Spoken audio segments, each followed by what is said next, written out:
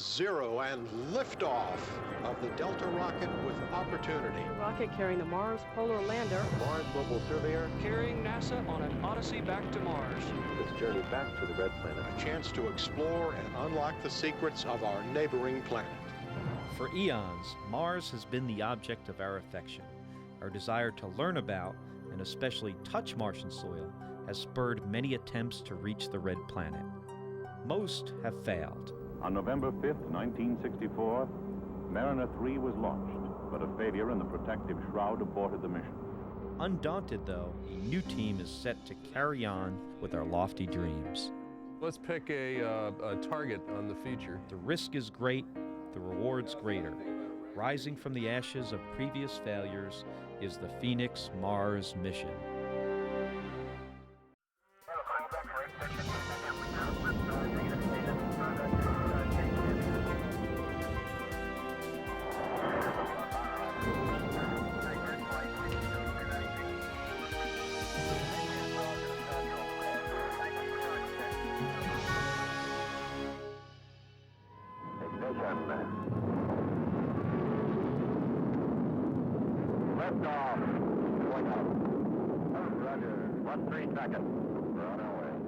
Mariner 4 blasted off from Cape Canaveral, determined to discover evidence of life on Mars, the driving force behind most Mars missions. In 1964, just 7 years after Sputnik 1, the first man-made object to escape Earth's atmosphere, we were on our way to Mars. Using state-of-the-art slide rules and specially designed chalkboards, this mission actually reached its target.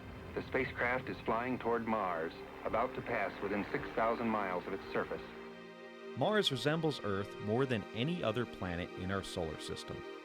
Mariner's goal was to help answer the question on nearly everyone's minds: does life exist elsewhere? Picture number 11 shows craters 3 to 75 miles across. The picture suggests that Mars has never had an ocean or substantial atmosphere. The Mariner 4 pictures neither demonstrate nor preclude the possible existence of life on Mars. Even then, scientists knew there wouldn't be life without water, or its frozen version, ice. The Phoenix Mars mission has a single leader, the principal investigator, who is the brains and brawn behind the mission. The primary cheerleader, shepherd, and orchestrator of all those gizmos, gadgets, and lingo. Phoenix is led by a veteran of previous Mars successes and failures, Peter Smith. First goal is to land safely on Mars. That's one we're working really hard on now. The second goal is to dig down under the surface soil to try and find an ice layer. This is an ice layer that was discovered by Odyssey in February of 2002 and has yet to be actually verified that it's truly there. NASA's theme has been follow the water. There isn't any water in the equatorial zone, it's dry. So we thought we'd take them literally and would find a place where there is water, even in the form of ice. But while it's ice today, it may not always have been ice, and we have ways by looking at chemistry and mineralogy to understand the history of that ice.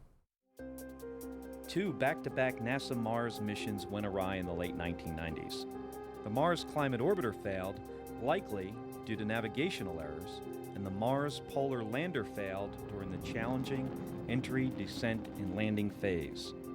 The next scheduled mission was canceled. NASA regrouped and, after considerable introspection, initiated the Scout program. At a lower cost and driven by science goals, the resourceful Phoenix mission is Scout's first attempt. We took our instruments from Mars Polar Lander and Mars Surveyor 01, and we are using the Mars Surveyor 01 spacecraft. It seemed to us that having that kind of huge amount of heritage was really a big advantage.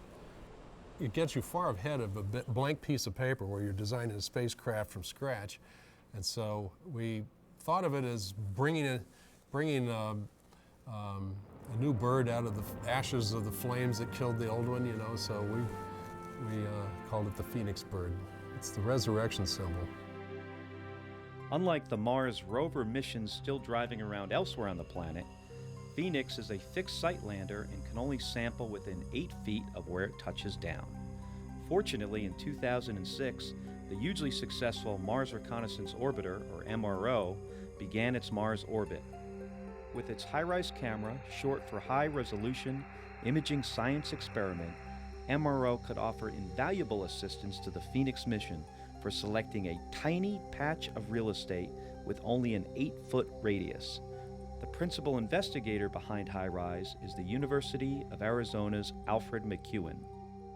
We got there in late northern summer, so the light was fading at the latitude of the Phoenix landing site, so we had to work fast. They did their best to pick the best landing site based on pre-HiRISE data.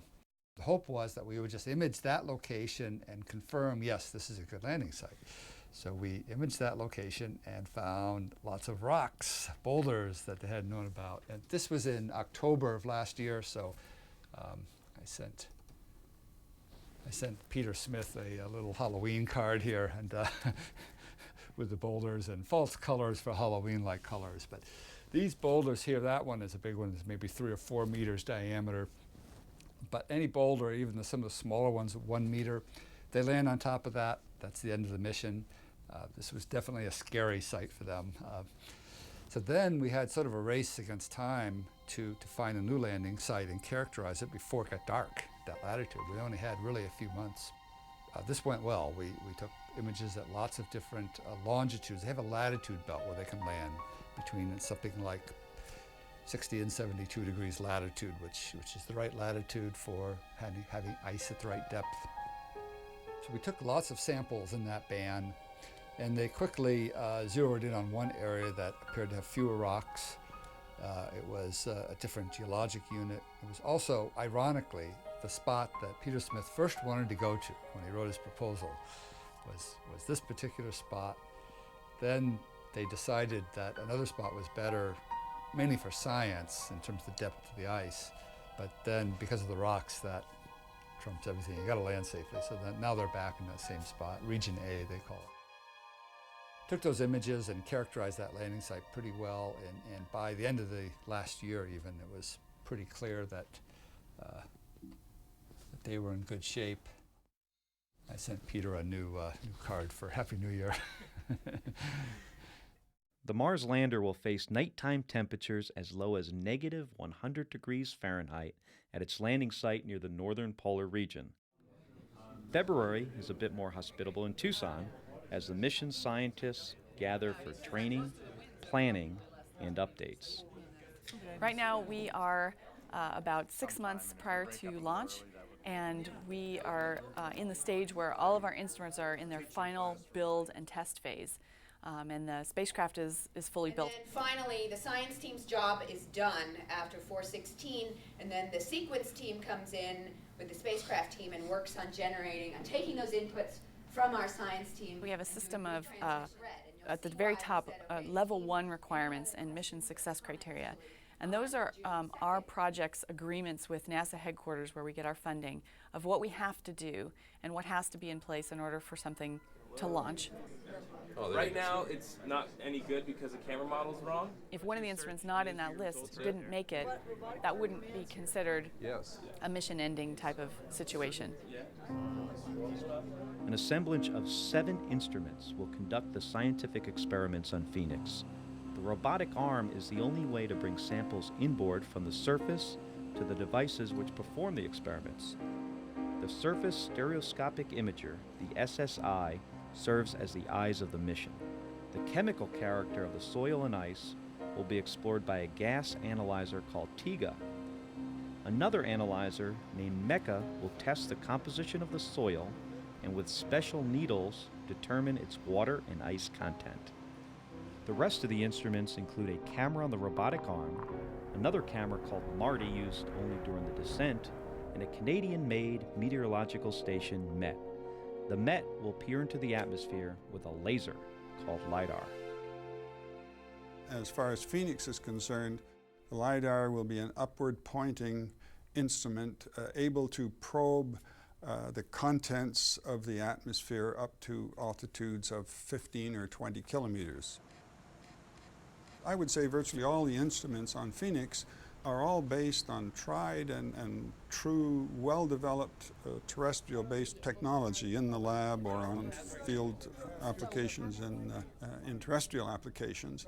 But when you take them to put onto a spacecraft, especially one as demanding as going to Mars, then you have to immediately be aware of the mass and the size. You know, to lift this thing and transport it these hundreds of millions of kilometers through the space really does restrict. With Mars, you have a rather small window of a couple of weeks every 2 years and to launch. And if you miss that window, then you're going to have to wait 2 years. The amount of surface wind will affect how much of a soil sample is blown away as dust and how much dirt remains for the instruments to analyze. Phoenix will measure surface wind by means of a telltale. It will give us some indications of both wind direction and wind speeds, and it will be imaged, so it will be possible to take an image and show, okay, now that was a strong wind, then and determine what are the correct timing to put samples into the many experiments on board. If one wants to get rid of the dust component, one would select a time of day where the wind is blowing heavily. But if one wants a time of day or selects a time of day with low wind speed, one will get the dust also. The atmosphere is less than 1% of our atmosphere, so there are not enough molecules to move such a device. And so it had to be very sensitive, but still very robust, because on the way up through the atmosphere, our atmosphere, it will be exported to forces that are 6 orders of magnitude stronger than it's supposed to measure. And that was the challenge, basically. During the launch, which is the most harsh treatment, when everybody is having a good time opening champagne and cheering, I will be somewhere throwing up. I know what it's going through at that time. A sour stomach and sleepless nights are not uncommon at this point in the mission for all those who are assembling their own instruments. Back at 10:30. What's next? What's next?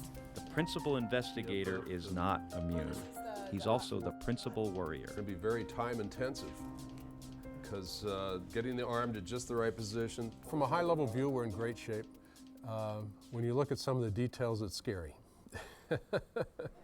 And now you can click around on the image itself, just Yeah, based but on we the don't have any settings, it'll pictures show of that you right an now. outline. We had 2 major concerns several months ago. One was the landing site selection. See if there's any rack image of the same target. There aren't any, because this is based on the MIPL data that we had from a while ago. And the other was the landing radar.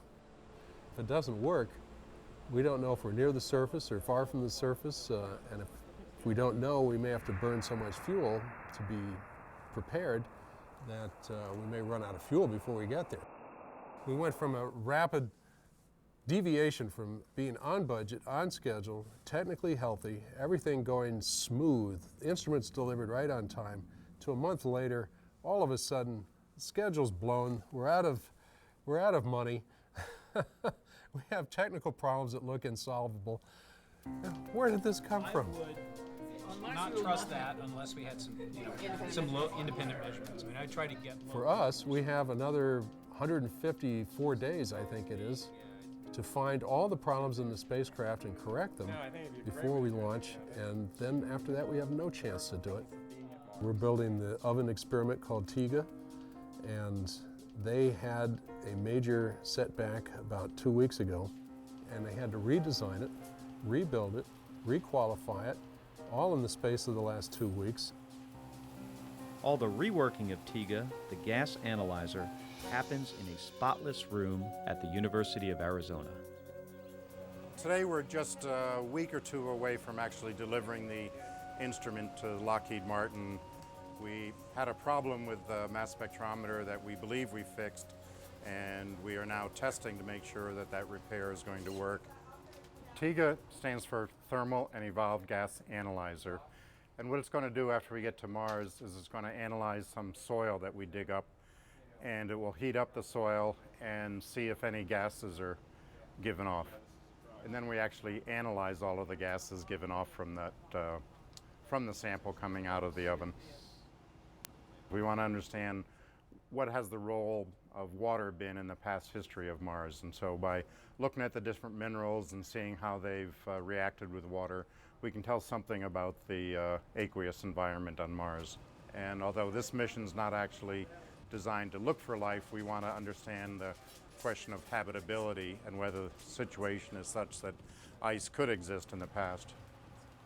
For the TIGA instrument, we can analyze 8 samples, and that's all we can do. We're bringing along 8 different ovens, and they can only be used once. The top goal of the Mars program is to search for life. And the first landed mission to Mars focused very specifically on that, and that was the Viking mission, which flew in 1976. The thing was that the Viking mission found no evidence of organic compounds on Mars.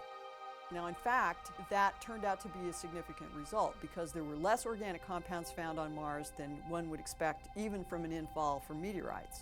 So there are less organic compounds on Mars than there are on the Moon. There are all these mechanisms at the surface that would, if there was a record of life, it would wipe it out.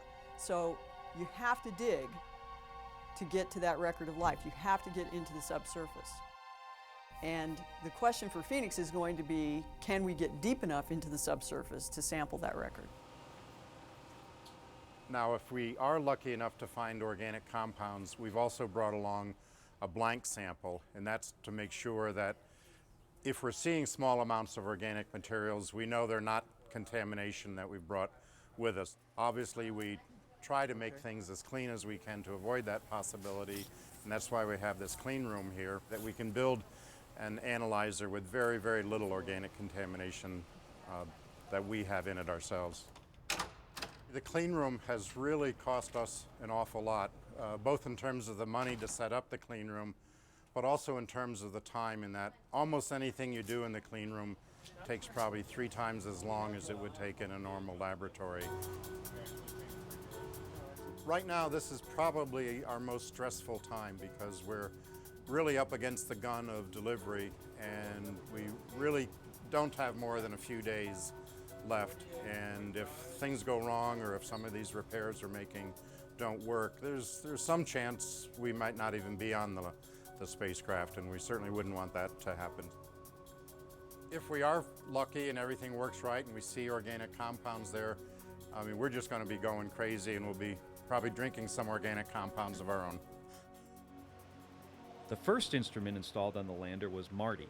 It arrived March 23rd at Lockheed Martin Space Systems facility outside Denver, Colorado.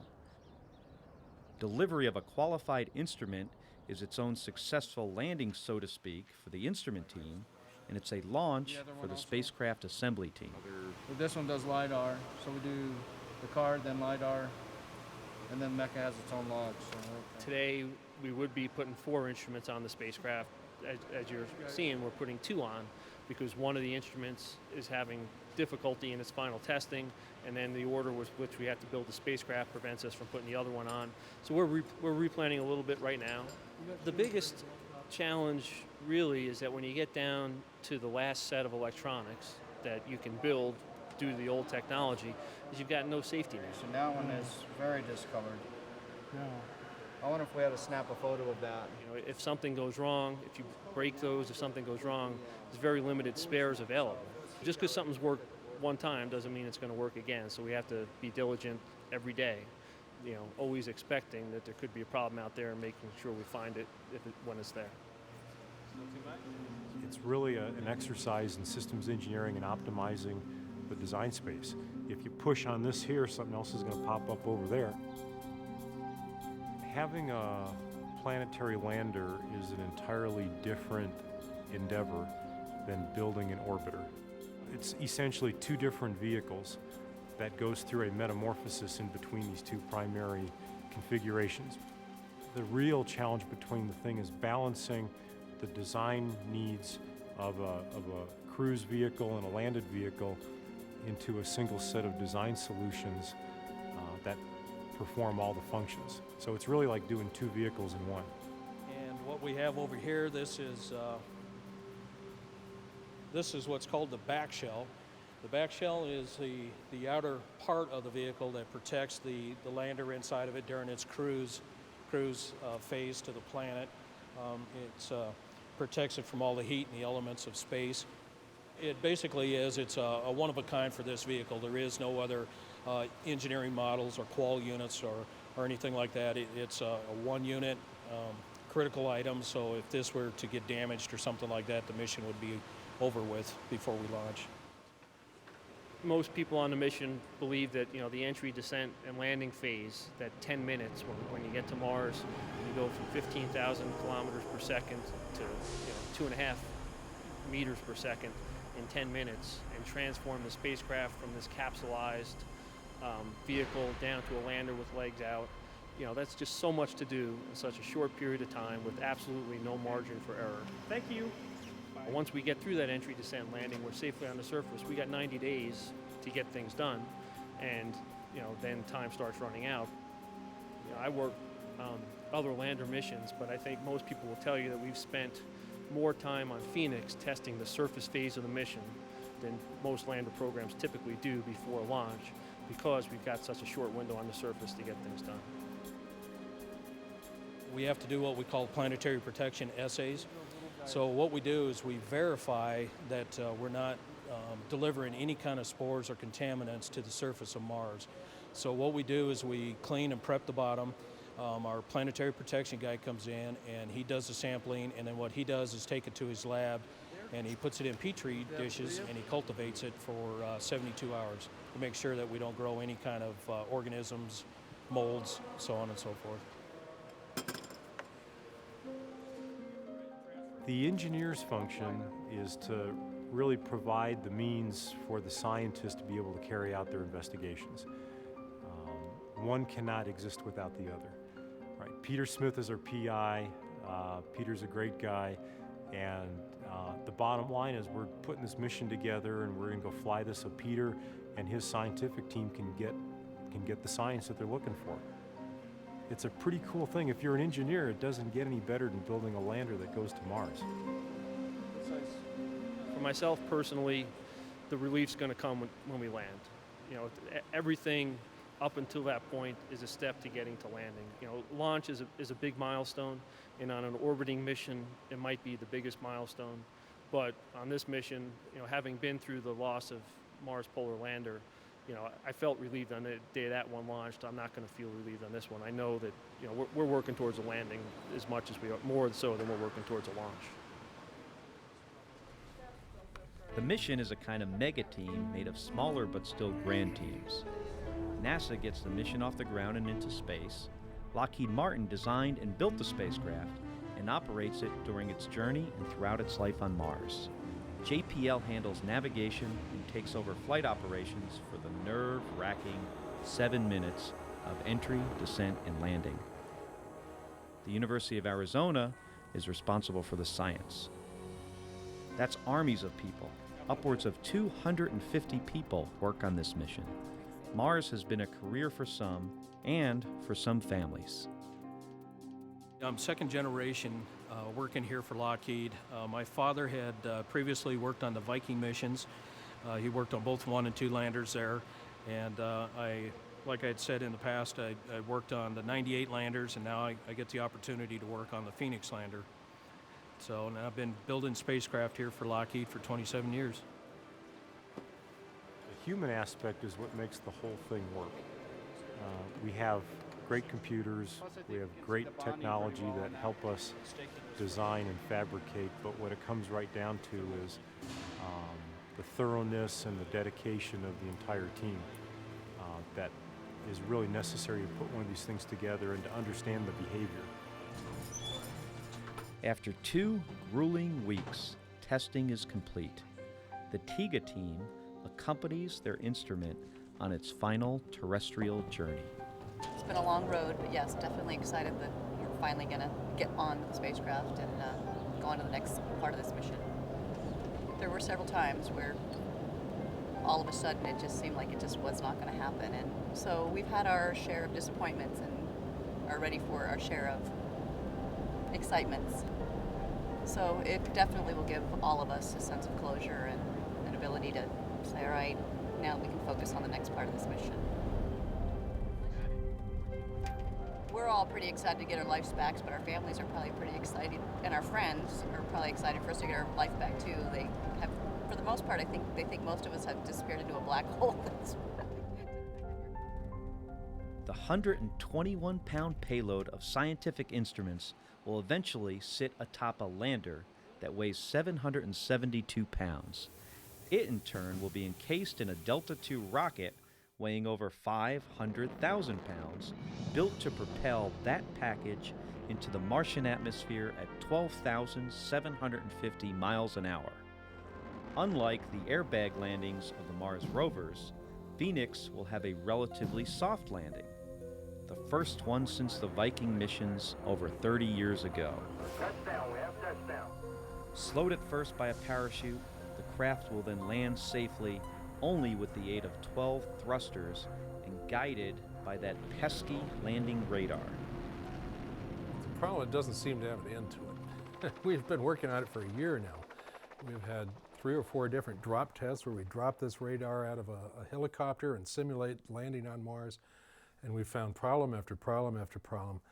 We think we're getting near the end, but this does cause me a lot of worry. Well, just recently we put on all of the instruments in their final configuration, exactly the way they're going to appear on Mars.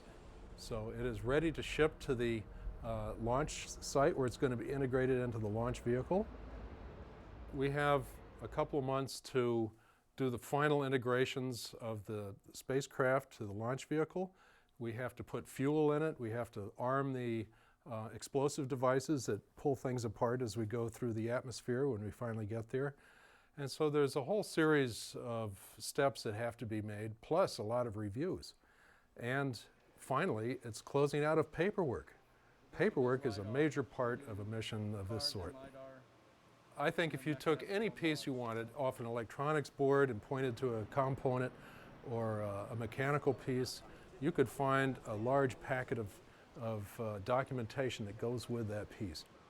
I'd have to say there may be 10 million pieces of paper associated with this mission. For centuries, scientists wondered if Mars might be covered with vegetation. We have all seen in books and movies a lot of discussion about space travel, going to other planets, finding life on other planets. And when you find that your country is actually doing such a thing, and in fact it's happening in your city where you've lived your whole life, people get really excited and they get behind us. They come over and they say, oh, we love what you're doing. You know, please, can we be included in some way? And I say, sure, we're going to have open houses. We'd wish you'd come to all our open houses and see what we're doing. Check in. Good afternoon, everybody. Welcome to Cinco de Mars at the Mars Phoenix Science Operations Center.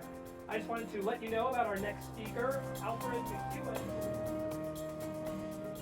Build a thing that was going to land on Mars and to use it. That's exactly what we're doing. What we have here is a robot that's going to go to Mars. It's going to be. I wanted to see everything, and this is the only chance we're probably ever going to get to see an actual spacecraft. So today I want to tell you a little bit, remind you what the Phoenix mission actually is, why we're doing it. So here's a picture of our spacecraft. We're landing the old-fashioned way. We've gotten rid of airbags, and we're coming down with a propulsion system. If you were an alien invader, would you come down on the Earth in airbags and bounce around like? No. I mean, that would be so embarrassing. So. Assembled, wrapped and crated, the Phoenix is now ready to leave the nest and take wing. Its short flight to Florida is minuscule in comparison to its 422 million-mile journey to Mars. With great care, amid plenty of attention, the lander is under the safekeeping of many watchful escorts. Today's going to be one long day. The spacecraft left the Lockheed Martin facility at 4 a.m. Our flight manifest calls for liftoff from Buckley Field at 2 p.m. We're going to land at 7:30 p.m. East Coast time, and if everything goes well, we'll have it buttoned up in the clean room at about 11:30 East Coast time tonight. That's a pretty long day. Pull out, we'll get in position, and then winch in. So probably the safe spot for them would be on the opposite side. Overall, the media of interest for Phoenix through its entire life so far has been pretty high. We're going to have 13 media representatives actually flying with us on the spacecraft. Local news is here in Denver, and we're going to have some folks down in Kennedy too. You can see the nitrogen bottles there, so we keep a purge on it so it stays dry and clean. We're a little bit at the whim of the weather, but this time of year that's not particularly an issue. The spacecraft is designed for deep space environments, so standing out here in shirt sleeves isn't going to particularly be a problem. Okay, but I didn't want to bring it up there because I don't know who's all going to be in the aircraft right now. So shipping about 1 week early from what the original plans were. The testing in Denver has gone very well. Might as well make the plans to get it down to Florida and give ourselves a little more time at the Cape. Down there at the Cape, it's a really neat dynamic. You're down there to do one thing, is to get this vehicle ready to go. It's a smaller team. Everyone works very closely together. It's a very strong team dynamic when we get down to the Cape. It's a really neat thing to experience. I'm relieved that we're at this point. We've taken this spacecraft apart and put it back together 3 times up until now, and we really didn't start putting it together into this configuration until just about 2 weeks ago. So we put the last science instrument on, I want to say around April 10th, possibly a little bit after that.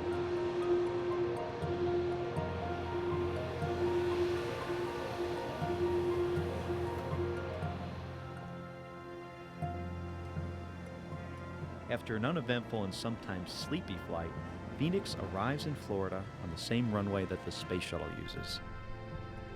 This will be its last conventional landing. The lander is carefully, gingerly, and slowly transported to yet another clean room. This will be its last stop until the instrument-rattling forces of the launch, nearly 3 months away. Not seen the vehicle for over 3 weeks. It looks extremely good. I'm very, very happy that it's here. I'm happy that my crew's here, and the vehicle looks outstanding. Just perfect. It's here at the Kennedy Space Center where the puzzle pieces come together and the science portion meets the delivery portion of the mission. Final mating of the rocket and capsule and delivery to the launch pad must await final testing of the lander. What's next is we will be taking the heat shield off of it, and we'll be lifting off the shipping base and going over to the spin table to do a dry spin and to find the CG and the balance of the spacecraft. In preparation for their summer on Mars, every instrument on board and the assembled lander itself have already gone through rigorous testing, including what's called shake and bake. They are encased in a vacuum chamber to simulate the harsh Martian environment, and then shaken vigorously to replicate the forces of launch and landing. The instruments are designed to last for the entire 90 days of the mission, before winter imprisons the lander in thick carbon dioxide ice. Marty, however, has a much shorter lifespan. The descent camera is designed to take images as we are descending towards the surface to give us a broad overview of the landing site and also to give us higher resolution views than we could see from orbit. The camera was designed to work and work very well for 2 minutes or 3 minutes, and that was its entire job. Not the taking of the pictures, but the storing of those images has created a critical flaw. During the multitude of tests back in May at Lockheed Martin, a major communications problem was discovered.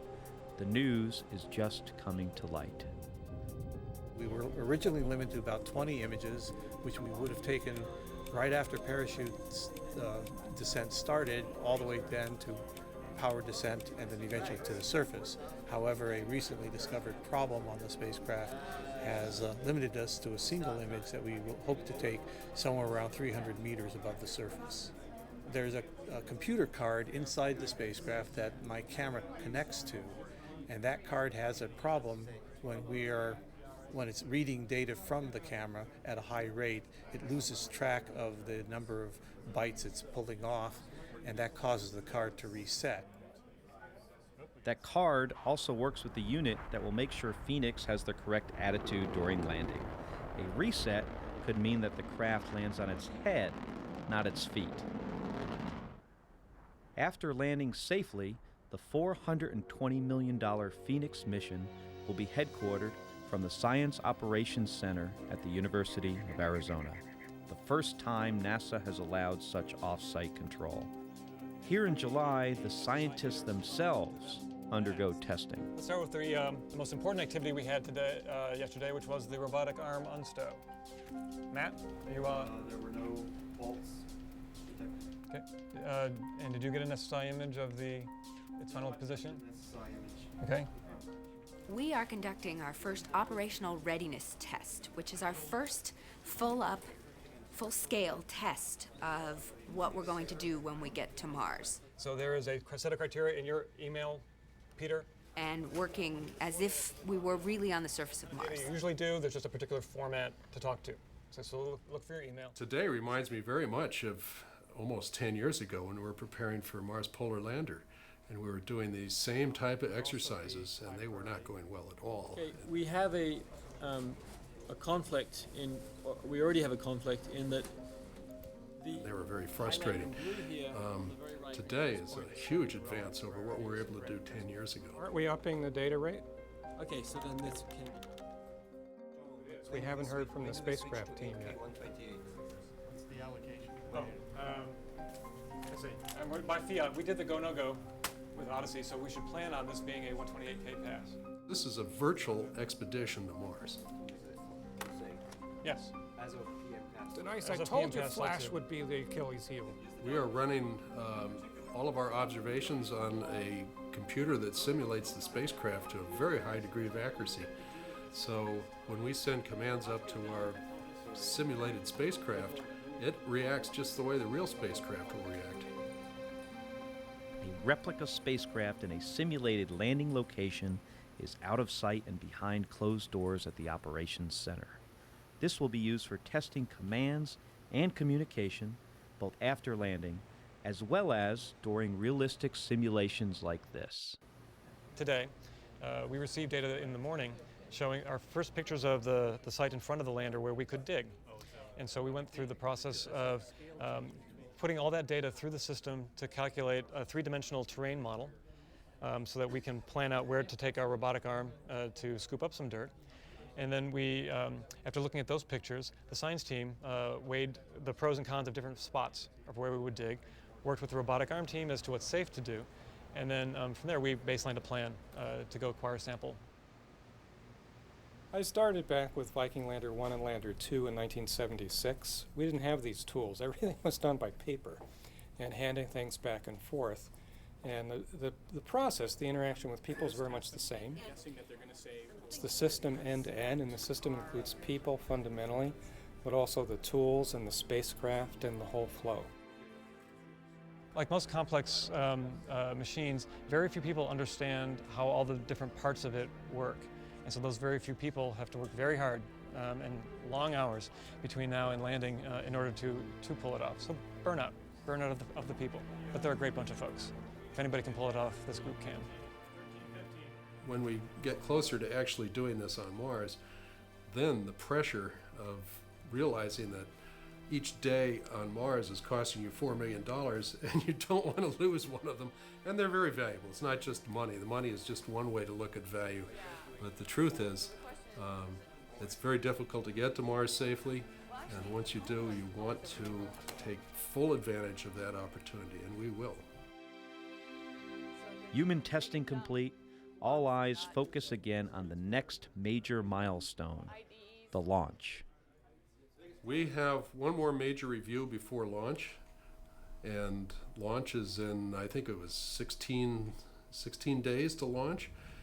We may not go the first opportunity, so it might be 17, 18, 19, I don't know. But the probability is that we will launch in the first 4 days of our launch window. So right now, the spacecraft is being put onto the third stage of the launch vehicle, and this is happening in a clean room about 10 miles away from the launch pad. And once it's attached to the third stage, then the whole unit, spacecraft plus third stage, is transported over to the launch vehicle and raised up to the top, which is about 13 stories high. On a crane pulls it up and places it on top of the rocket. So I'm a little worried because any accident at this point is unrecoverable. Of course, once we launch, even today, right now, we can't change the hardware. It's done.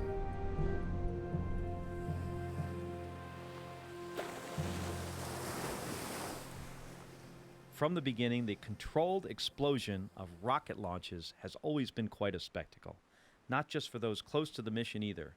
For the media, for the public, for those intimately involved with the mission, and their support team.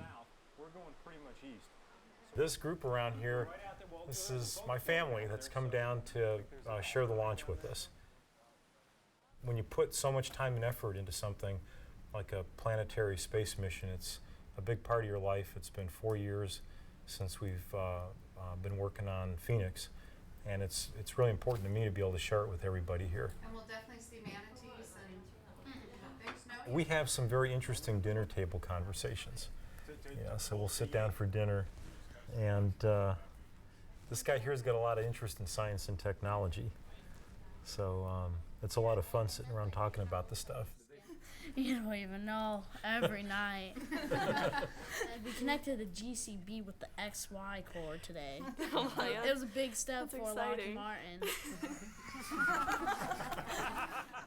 I'm really proud of what he does. I'm really excited for the launch, and really want to see what comes out of this. I think we're looking at good things. Yeah, I'm interested to see if they find any living organisms in the dirt or soil samples or anything like that. I think that should be interesting. I hope everything goes right and they find what they're looking for, like water or traces of life. When we weighed the vehicle after all the things we changed, putting on the full flight configuration, the difference from what we were expecting versus what we measured was 8 grams. So that's less than a quarter ounce difference. After you launch it, there's always a period of discovery when you're learning how your spacecraft that you've worked on for 4 years really behaves when it leaves the nest. As you get closer to landing day on May 25th of next year, and all of the urgency and all the excitement starts to build all over again. It's almost like going through launch again. Blastoff is scheduled for August 3rd, but the destiny of the launch itself is out of the hands of the engineers, scientists, and technicians, and at the whim of the weather. Lightning during scheduled fueling causes a 24-hour delay. The team takes the news on this momentous day in stride. You know, it's 4 years today that we were accepted on this project, our proposal finally accepted, and here we are, ready to accomplish all the goals we set out in our proposal. We are ready for Mars. I am an optimist. I am extraordinarily confident. I know the team that put together all the pieces of this spacecraft. I know every one of those people, and I am truly confident that they have done a fabulous job, that Phoenix is ready to go to Mars. 2 days prior to scheduled launch, media interest peaks. The launch team and the science team gather to give their reports and to answer journalists' questions. The Mars program's science theme in this decade has been follow the water, and Phoenix is actually going to go land on it in the form of ice. And as I speak, I'm still hearing thunder outside, so you can understand what us in the weather community has been dealing with on a day-to-day basis. But that's Florida in July. While their challenge is getting a successful landing on Mars, my biggest challenge is getting it out of Florida. So that's what we're going to be working on over the next couple of days.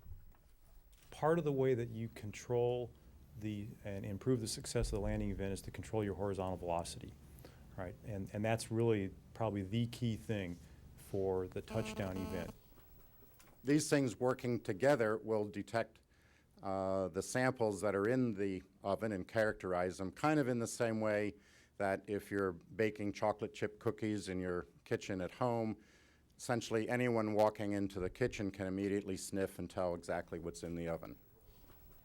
This is the entire mecca. Now, I remember as a kid, we'd play 20 questions, and you'd always ask, is it bigger than a bread box? About the size of a bread box, but sort of squatter than a bread box, a little bit shorter. And it's important to note that we found a place that minimizes the risk associated with landing because we're in a program of Mars exploration. So using Mars Global Surveyor data, Mars Odyssey data, and very importantly, the Mars Reconnaissance Orbiter high-rise images, we now have a database of 5 million rocks. Some reporters have studied the mission more than others. From my perspective, the greatest result we can find is that there is a wealth of complex organics associated with this ice, and that would give us the sense that this is the place to go to search for life on Mars. Then you'd probably want wheels and mobility and a long-term mission. We don't have any of those things, and we are just taking the first step. And astronauts? No, we don't have any astronauts. Even for the veteran scientists, the main concern remains those few minutes when Phoenix escapes its earthly bonds. Inches of soil, which should be I've been doing this since 1969, and believe it or not, I've just seen one launch. The launch, when it leaves, you know, you're still worried about or concerned, in fact, that the upper stages are going to work and that it's on its way to Mars and that will connect telemetrically with the vehicle, so that's the next phase of the mission. This will be my 4th Mars mission. I was on 2 other Mars missions that, in fact, failed. They really are spectacular. You first see it and it actually starts to move before you hear it, and then you hear the thunderous sound when the sound actually reaches you and it shakes your body. It's really pretty amazing, and especially when you've got something on board that you've built yourself. We often tend to personify these instruments, and it's hard for me not to say we are going to Mars rather than saying it is going to Mars. For all of the people working on it, we tend to think of it as part of us. Scientists aren't the only people with part of themselves finally going to Mars. There's something special on board Phoenix that has nothing to do with science and everything to do with goodwill towards future Mars settlers. Hitching a ride are the well wishes of more than 250,000 Skywatchers.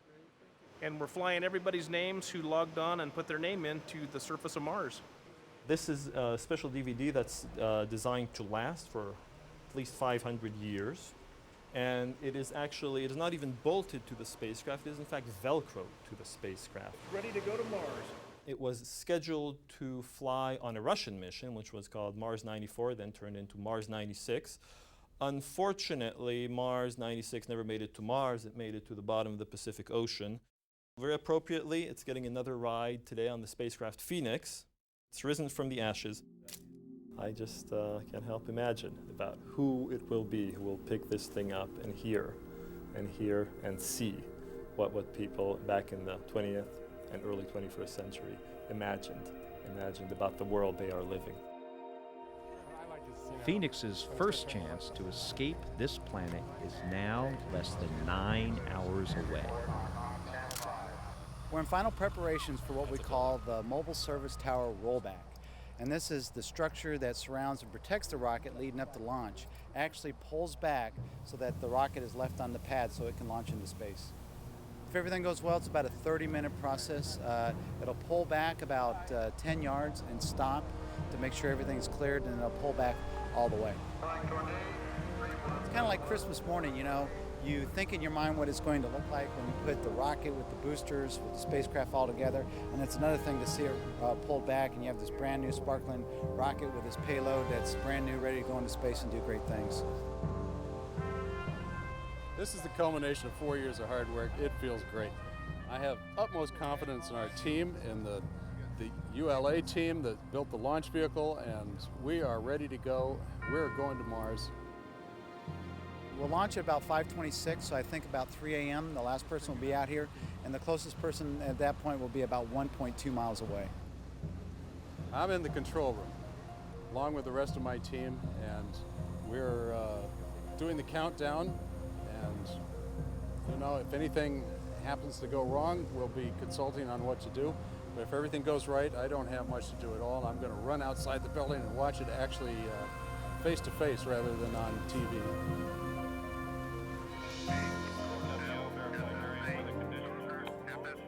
Weather is go. CLCR Channel 1 following personnel report ready to proceed with the countdown. Morning, how are you? I'm fantastic. Report ready to proceed with the countdown. Remain.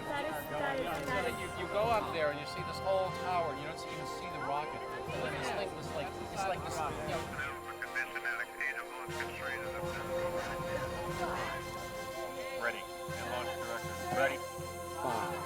4. Main engine start. 2, 1.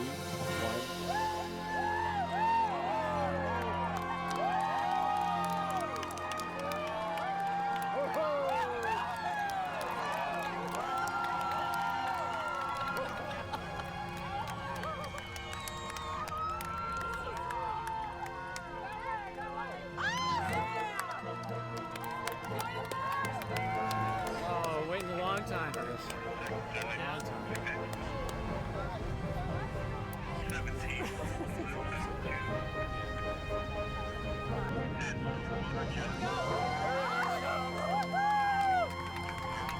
How's it feel now? No words. I got no words. It's unbelievable. I think what's next is a little party. There you go. We gotta learn how to run this thing now that it's off the ground. We're spending months and months and months just getting everything working, waving goodbye. But this is gonna be a tough thing to run. Oh, it was fantastic. 4 years of hard work, and we finally see it to go off and head off to Mars. It's just incredible. Congratulations. It was great. It was a beautiful light show. I mean, it was everything. The best launch I've ever seen. It's too bad Peter's not here, but I know he's celebrating. Let's go. All right. Another launch, not quite as important. We got to wait about another hour before we know that everything is good, because that's about when we start talking to the spacecraft. But it feels good. It feels great. Tiga. Tiga. Tiga. Hey, hey. Well, you don't see airplane contrails for that. No.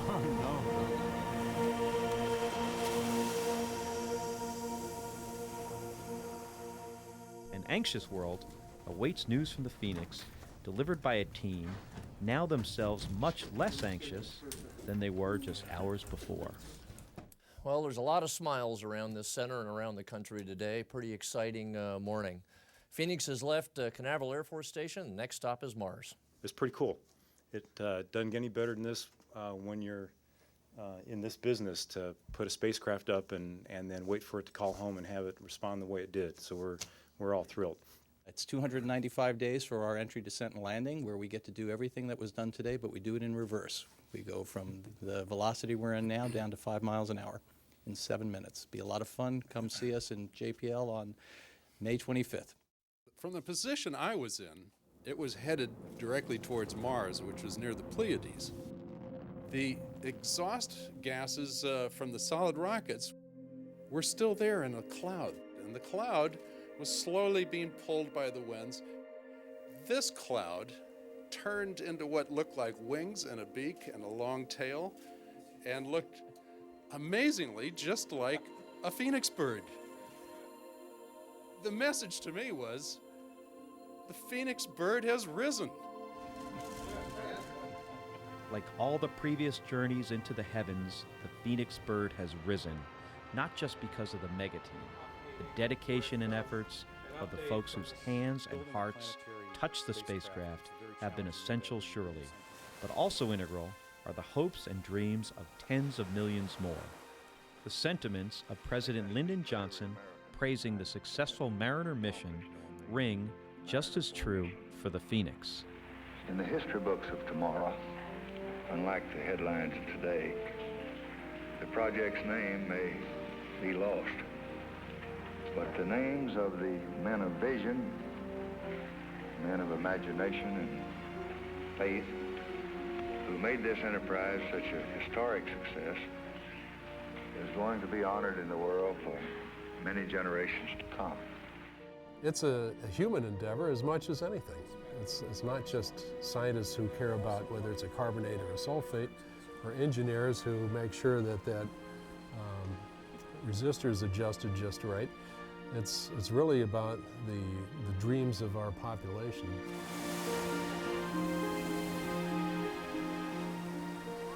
Everybody is just waiting for that day when the announcement comes that something absolutely incredible has been found on Mars that changes our whole way of thinking.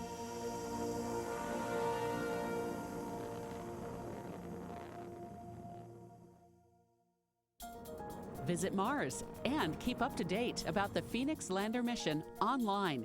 See the latest mission news, blogs, educational materials, and photos. All this and more at pbs.org. Phoenix Mars Mission Ashes to Ice is available on DVD. To order, call PBS Home Video at 1-800-PLAY-PBS or visit us online at shoppbs.org. Condition of the spacecraft is we have a very happy spacecraft. Imagine the feeling of being in a baseball game and it's tie score, bottom of the ninth, and you got the bases full. You could see the eyes and the expressions on all the subsystem leads looking at their screens, and one by one they were picking off that they'd hit the sweet spot for their subsystem. Everybody knew that it was the home run that they were looking for. In fact, it went so smoothly, some people thought that they were running a simulation. You tear up all those contingency plans, and you throw them in the garbage, because now you got a real nominal mission that's going to get you right to Mars on time and in the right place.